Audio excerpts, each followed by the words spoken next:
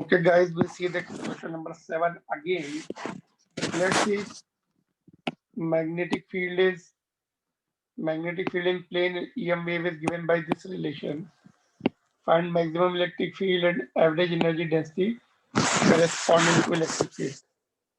All right. यहाँ से C is equal to E naught upon B naught से हमने E naught निकाल लिया. That's electric maximum electric field 6 into 10 power 4 आ गए. ठीक है. Then corresponding to maximum electric field maximum energy density निकाल लेंगे. ये एप्सिलॉन नॉट की वैल्यू पुट कर दी. ये जो E की वैल्यू वो पुट कर दी. सॉल्व किया तो 0.016 जूल्स पर मीटर क्यूब आ रहा है. बट एवरेज वैल्यू में मैक्सिमम का हाफ होगा because sign square omega t की एवरेज वैल्यू उसके जब वैल्यू लिखते हैं ना 1/2 आती. यहाँ पे जब हम फंक्शन लिखेंगे उसका e naught sine square omega t भी आता है. साइन स्क्वायर ओमेगा टी की वैल्यू 1/2 तो आधी हो जाएगी. Average value will be half of this 0.008 joules per metre cube.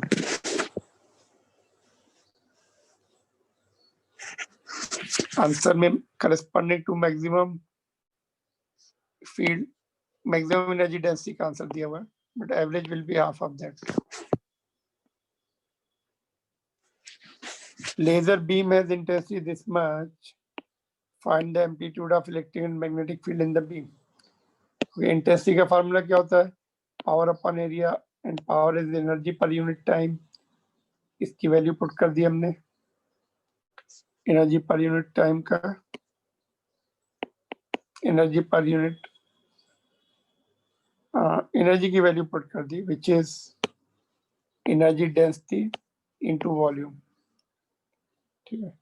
Volume को a इंटू एक्स लिख सकते हैं. a कैंसिल हो जाएगा और x बाई टी को स्पीड लिख दिया हमने.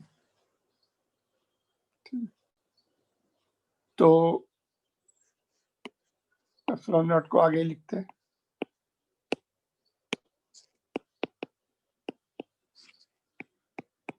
ऑलराइट. तो let's see further. Now E जो है अगेन सेम पॉइंट ऊपर वाला जो था E is given by this relation. तो जो E नॉट यहाँ पे जो E आएगा that will be E not sine square omega t की 1/2 आ जाएगी वैल्यू.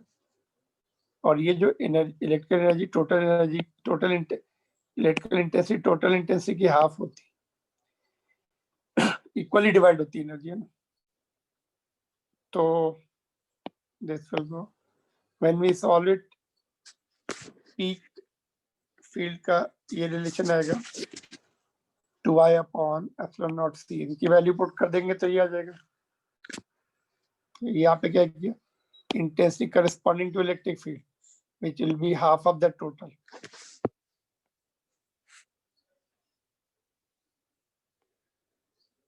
Alright. Similarly, मैग्नेटिक के लिए भी हाफ ऑफ द टोटल रहेगी तो यहाँ पे B आ जाएगा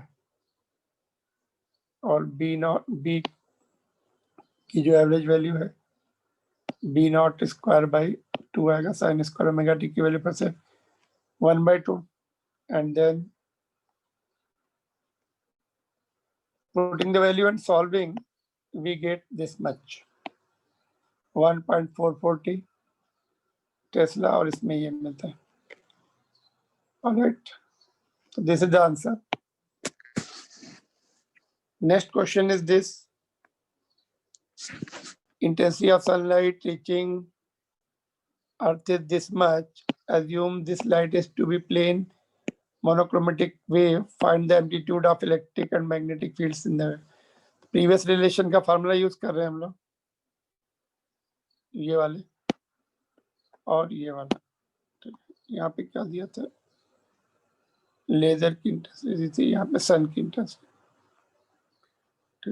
how much was the intensity of laser?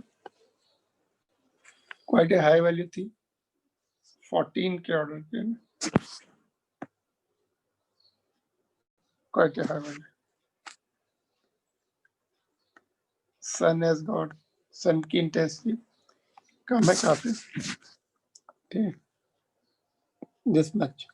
Same formula again, we get the peak values of what is called electric field and magnetic field. So value put कर दी 2i epsilon naught c, solving and getting this much, and solving and getting this much.